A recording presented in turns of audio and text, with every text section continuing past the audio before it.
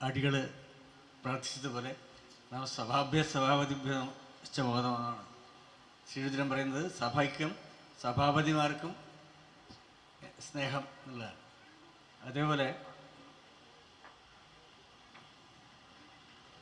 എനിക്ക് ഭഗവാനെ കുറിച്ച് അല്ലെങ്കിൽ സ്വാമികളെ കുറിച്ച് പത്മനാഭ സ്വാമികളെ കുറിച്ച് പറയാനുള്ളതെല്ലാം ഞാൻ എഴുതിയിട്ട് ശരത്തിന് കൊടുത്തിട്ടുണ്ട്. ശരത്ത് അത് പാടിത്തരും.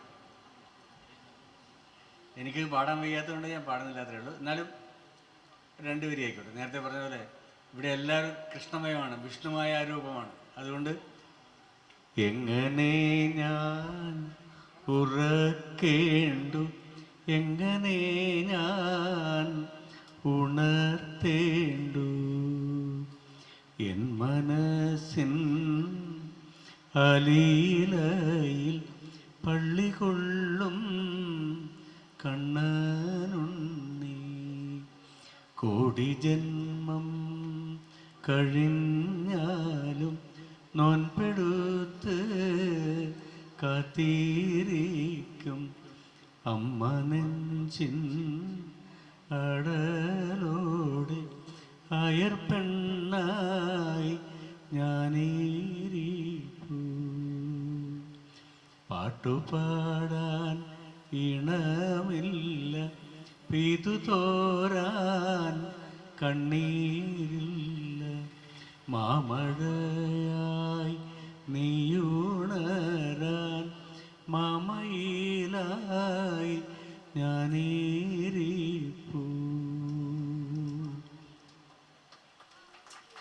വളരെ സ്നേഹപൂർവ്വം ശ്രീ കണ്ണൻ്റെ, ശ്രീ പത്മനാഭ സ്വാമികളുടെ മകൻ ശ്രീ കണ്ണൻ സ്വാമികളുടെ വളരെ ഹൃദയപൂർവ്വമായ ക്ഷണമാണ് എന്നെ ഇവിടെ എത്തിച്ചത്. എനിക്ക് തോന്നി രോഗത്തിൻ്റെ പാട്ടിന് പോട്ടെ, ഞാൻ എൻ്റെ പാട്ടിന് പോകും. അതാണ് എൻ്റെ വിജയത്തിൻ്റെ രഹസ്യം, എൻ്റെ നടപ്പിൻ്റെ രഹസ്യം. അത്രയേ ഉള്ളൂ. സംസാരിക്കാൻ പോലും ബുദ്ധിമുട്ടായിരുന്നു എനിക്ക്. ഇപ്പോൾ ഇത്രയെങ്കിലും ആയല്ലോ. അത് എല്ലാവരുടെയും സുമനസ്സുകളുടെ അനുഗ്രഹം കൊണ്ടാണെന്ന് ഞാൻ വിശ്വസിക്കുന്നു. എല്ലാവർക്കും, വേദിക്കും സദസ്സിനും എല്ലാവർക്കും നമസ്കാരം. കൂടുതൽ സംസാരിക്കാൻ പറ്റാത്തതിൽ എന്നോട് ക്ഷമിക്കണം. തീർച്ചയായിട്ടും എല്ലാവർക്കും ഈ പത്മനാഭസ്വാമി ഭഗവാന്റെ ആശംസകൾ ഉണ്ടാവട്ടെ, അനുഗ്രഹം ഉണ്ടാവട്ടെ എന്ന് പ്രാർത്ഥിക്കുന്നു.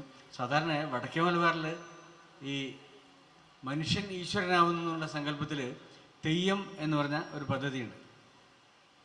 എല്ലാ വർഷവും ആ അവിടുത്തെ ശ്രാദ്ധത്തിൻ്റെ ദിവസം തെയ്യം കെട്ടിയാടപ്പെടുന്നു എന്നാണ്. വാസ്തുവിൽ ഇവിടെയും അതുപോലെയാണ്. പത്മനാഭസ്വാമികൾ എന്ന അദ്ദേഹം നിഗ്രഹാനുഗ്രഹ രൂപിയായ ദൈവമായി മാറിയിരിക്കുന്നു. അതിൻ്റെ 1-ാം ശ്രാദ്ധ ദിനമാണിത്. അദ്ദേഹത്തിൻ്റെ ആ സ്മരണ ദൈവികമായി മാറിയിരിക്കുന്നു. തീർച്ചയായിട്ടും നിഗ്രഹാനുഗ്രഹ ശക്തി അദ്ദേഹത്തിന് ഉണ്ടായിക്കഴിഞ്ഞിരിക്കുന്നു. തീർച്ചയായിട്ടും അദ്ദേഹത്തിന് നമസ്കരിച്ചുകൊണ്ട് നിർത്തുന്നു.